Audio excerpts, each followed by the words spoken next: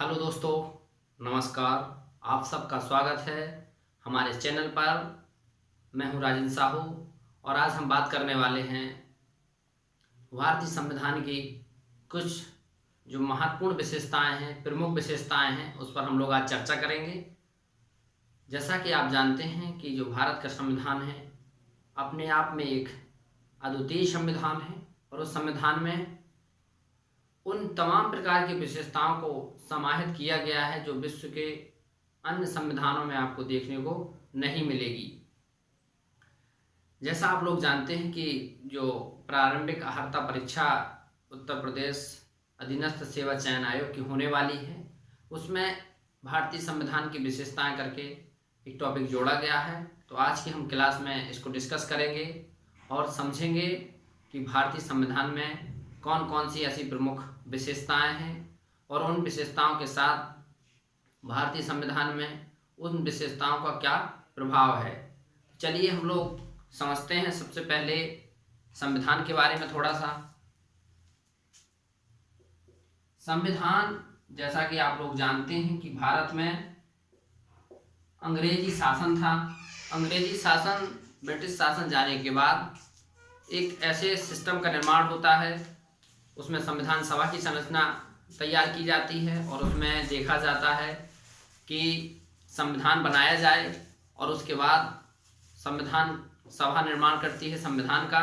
उसमें हम लोग देखते हैं कि संविधान जब बनकर के तैयार होता है तो उसमें लगभग 2 वर्ष 11 माह 18 दिन लगते हैं। तो जब इतना लंबा समय लगा है तो जाहिर सी बात है कि समय जब ज़्यादा लगता है किसी चीज़ में तो उस पर वर्कआउट भी बहुत किया गया होगा, उसका विश्लेषण भी बहुत अच्छे से हुआ होगा।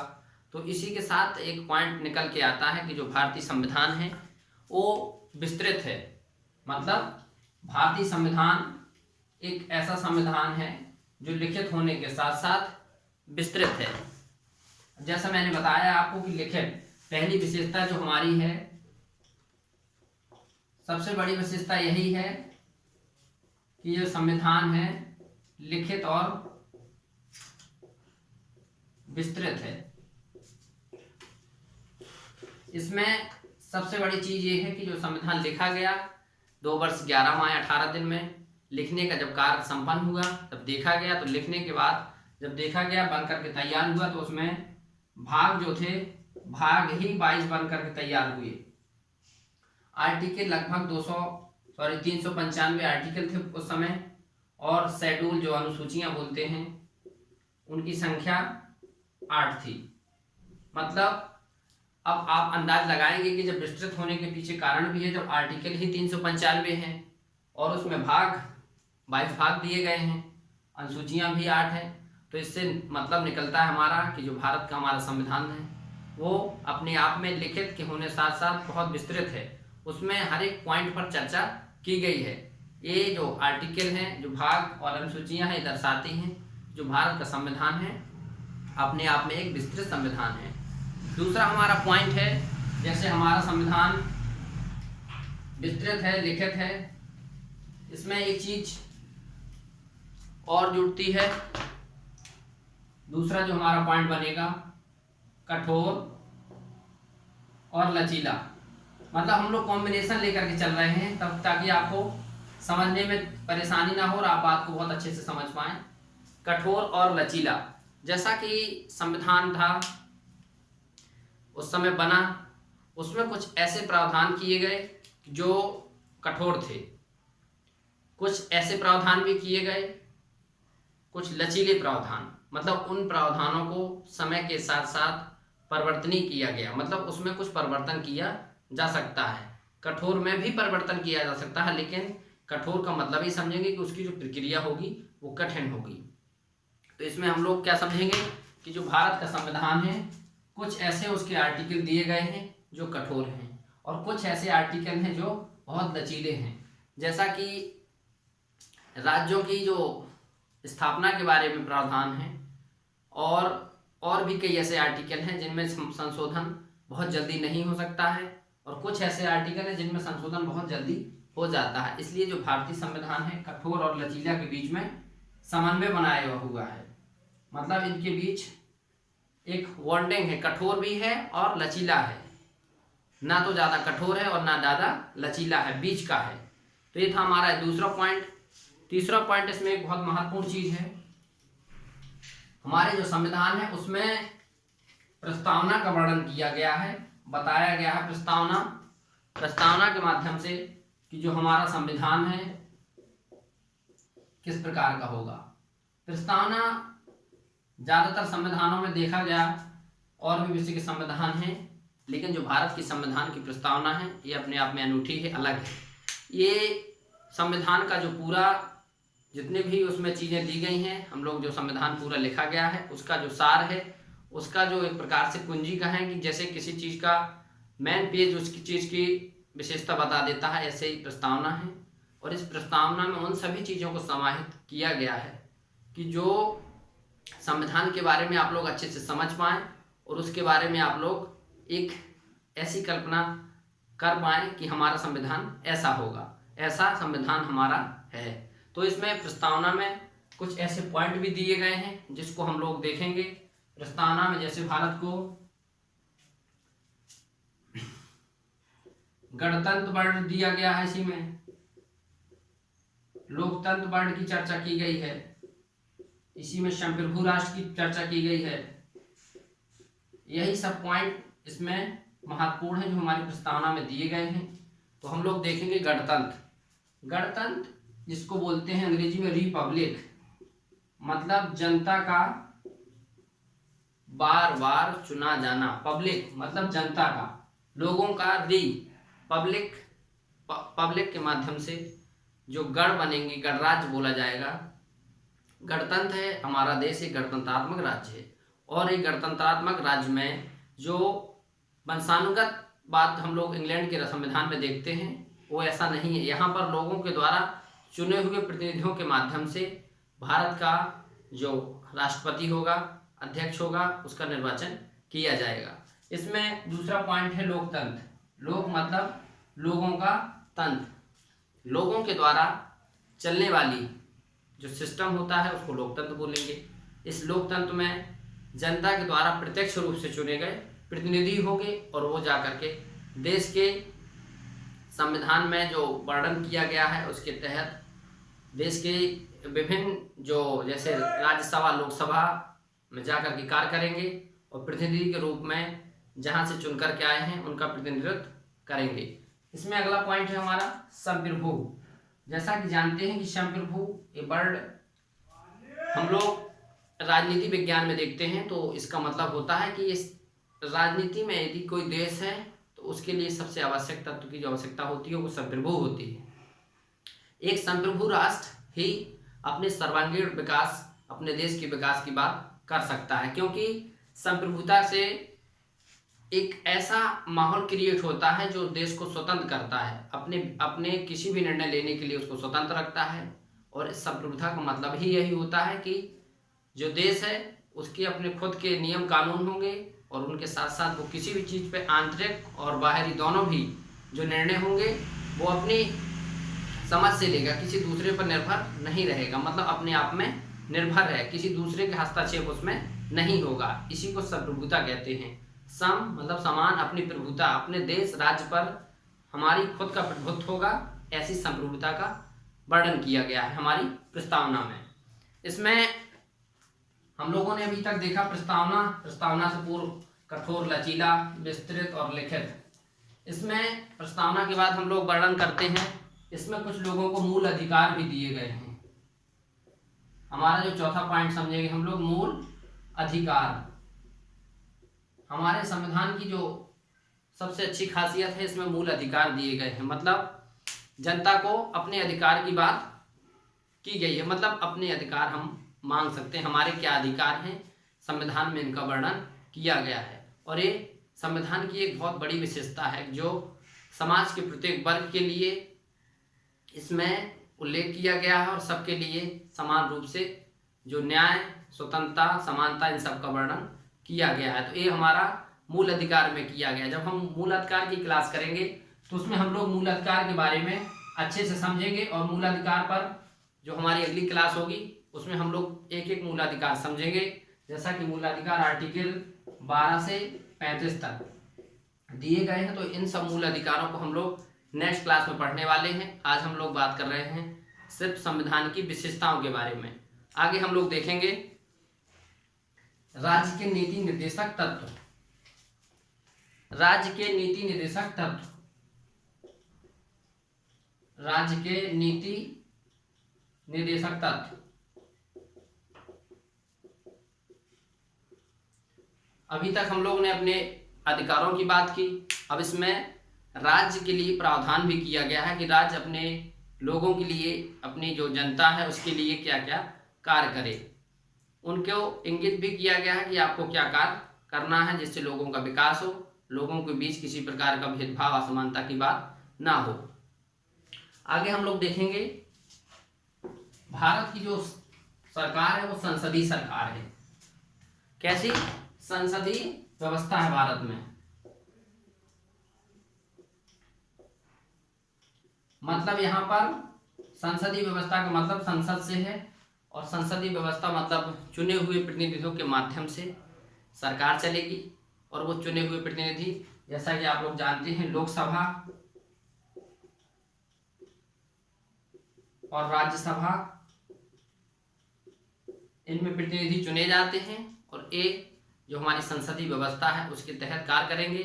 जो प्रतिनिधि के रूप में आए हुए हैं, ये हमारी संसदीय व्यवस्था में ऐसा वर्णन है कि जो चुने हुए प्रतिनिधि हैं वही में समाज के लिए और देश की संसद को चलाने का कार्य करेंगे, और उनमें जो नियम कानून बनेंगे वो हमारे देश में संसदीय व्यवस्था के तहत बनेंगे। तो ये सब हमारी इसकी विशेषताएं थीं। आगे हम लोग देखेंगे भारत में संविधान की सर्वोच्चता। सबसे अहम पॉइंट है संविधान की सर्वोच्चता। संविधान की सर्वोच्चता का कारण है, समझेंगे कैसे हमारा संविधान सर्वोच्च बनाया गया है। हमारे संविधान इसलिए सर्वोच्च बनाया गया कि हम लोग अमेरिका में देखते हैं तो वहाँ पर न्यायपालिका को माना गया है, और देशों में देखते हैं तो कहीं कहीं संसद को माना गया है, लेकिन हमारे देश में इसका दोनों का मिलता जुलता स्वरूप है और इससे अलग भी है, और ये है संविधान। यहाँ पे किसी चीज़ का कोई भी कानून नियम होगा सिर्फ संविधान के तहत चलेगा, ना कोई संसद के तहत। मतलब जो भारत में है वो सबसे बड़ी चीज़ है, वो संविधान है। देश चलेगा सिर्फ संविधान के तहत। संविधान को रेगुलेट करना और चलाना अलग बात, लेकिन संविधान के तहत ही संविधान जो हमारी कार्य होंगे सब संवैधानिक कार्य होंगे, और संविधान के तहत जो नियम कानून बनाए गए हैं उसी के तहत चलेगा, ना कि। और इसकी जो प्रमुखता ये है कि संविधान ही इसमें जो चीज़ है उसको माना जाएगा और मान्य है। संसद के द्वारा बनाए गए कानून उससे पूर्व हमारी जो संविधान में वर्णन है उसकी महत्वता उससे ज़्यादा है। संसद का जो अपने आप में जो कार्य है वो संविधान पर निर्भर करता है। संविधान में जिस प्रकार के वर्णन है उसी प्रकार से हमारी संसदीय व्यवस्था कार्य करेगी। आगे हम लोग देखेंगे एकल नागरिकता। बहुत महत्वपूर्ण पॉइंट में बता रहा हूँ, बाकी तो बहुत और लंबा भी है। एकल नागरिकता, भारत में एकल नागरिकता है। मतलब आप जैसे कि अमेरिका में देखेंगे वहाँ पर दोहरी नागरिकता है, लेकिन भारत में एकल नागरिकता है।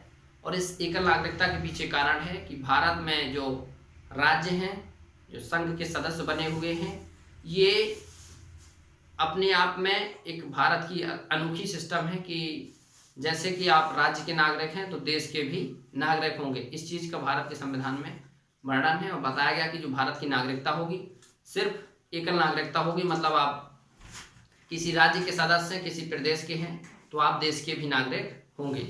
ये नागरिकता जो एकल नागरिकता है अपने आप में भारत के और राज्यों में जैसे देखेंगे आप, एकल नागरिकता एक पॉइंट ऐसा बनता है, जैसे हम लोग कभी कभी क्वेश्चन आता है कि भारत में कैसी नागरिकता है, दोहरी की एकल नागरिकता, तो हम लोग देखेंगे कि हमारा आंसर होगा एकल नागरिकता। भारत में सिर्फ ऐसी नागरिकता है जो एक व्यक्ति को एक नागरिकता, मतलब ये नहीं कि आप अमेरिका जैसी व्यवस्था देखें कि अमेरिका में राज्य की नागरिकता अलग होती है और देश की नागरिकता अलग होती है। भारत में सिर्फ आप भारत के हैं, आप भारत के नागरिक हैं और किसी भी राज्य के हो सकते हैं, लेकिन सिर्फ आप भारत के नागरिक हैं। इसके बाद वयस्क मत अधिकार। वयस्क मताधिकार के आधार पर हमारे देश में प्रतिनिधियों का चुनाव होता है।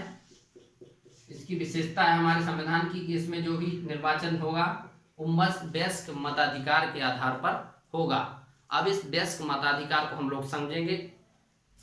पहले जो था 21 वर्ष थी आयु, इसके बाद इसमें परिवर्तन किया गया और 61वें संविधान संशोधन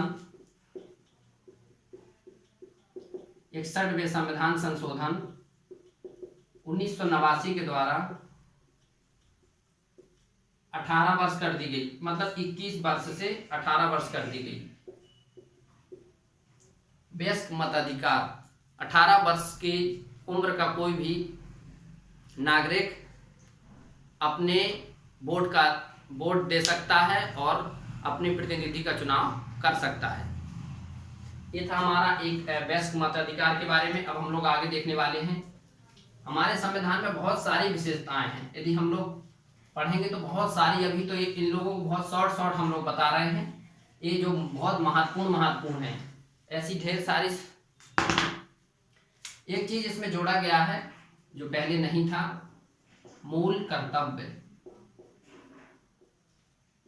जैसा कि अभी मैंने आपको बताया कि मौलिक अधिकार, जो वहाँ के रहने वाले जो लोग होते हैं जिस देश के, वहाँ की सिस्टम में उन लोगों के अपने कुछ मूलभूत अधिकार होते हैं। लेकिन कुछ अधिकार ऐसे भी होते हैं जो हमें राज्य देता है, तो मौलिक अधिकार हो गए।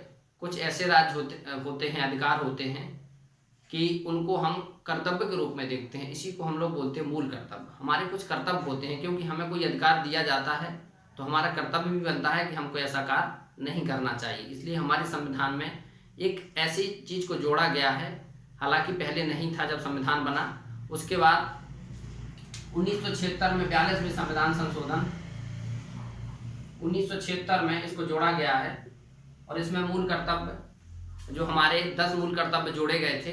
लेकिन उसके बाद वर्तमान में जो मूल कर्तव्यों की संख्या है वो 11 है।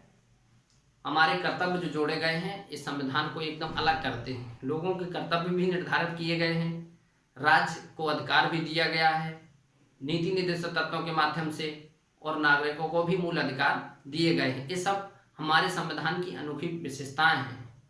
आगे हम लोग देखेंगे, जैसे विकेंद्रीकरण व्यवस्था। विकेंद्रीकरण व्यवस्था है, इसको हम लोग थोड़ा समझेंगे। विकेंद्रीकरण का मतलब क्या होता है? केंद्र का मतलब होता है कि जैसे कोई सिस्टम है उसमें सेंट्रलाइज हो जाना, किसी व्यवस्था का एक तरफ सेंट्रलाइज हो जाना। मतलब जैसे एक देश दूसरे देश ऐसे मिलके कुछ संगठन बनाते हैं तो सेंट्रलाइज हो गया, और वही देश और या राज्य अलग अलग हो जाते हैं तो विकेंद्रीकृत हो जाते हैं। ऐसे ही हमारे संविधान में विशेषताएं हैं कि जो पंचायती राज व्यवस्थाएं हैं, इस पंचायती राज व्यवस्थाओं के माध्यम से देश से राज्य से जिला और जिला से निचले स्तर ग्राम स्तर तक व्यवस्थाओं का जो लोकतंत्र का है नीचे स्तर तक ले जाना विकेंद्रीकरण व्यवस्था के तहत आता है। इसमें होता है जो व्यवस्थाएं की गई 73वें संविधान संशोधन और 74वें संविधान संशोधन 1993 के द्वारा विकेंद्रीकरण व्यवस्था को भी जोड़ा गया। इस व्यवस्था के तहत पहले जिला, फिर ब्लॉक और फिर ग्राम, मतलब जो लोकतांत्रिक व्यवस्था है उसको निचले स्तर तक ले जाना इस विकेंद्रीकरण व्यवस्था की भूमिका होती है, और ये हमारे संविधान में इसका प्रावधान है। एक विशेषता है कि मतलब हम लोग लोकतंत्र रूप से ग्राम स्तर से लेकर के देश स्तर तक व्यवस्थाओं को आगे ले जाएं, लोगों की सहभागिता उसमें जोड़ें। ये हमारी विकेंद्रीकरण व्यवस्था होती है। इसमें एक चीज और जोड़ी गई है, हम लोग कई पॉइंट देख चुके हैं, ये पॉइंट और हम लोग डिस्कस करेंगे।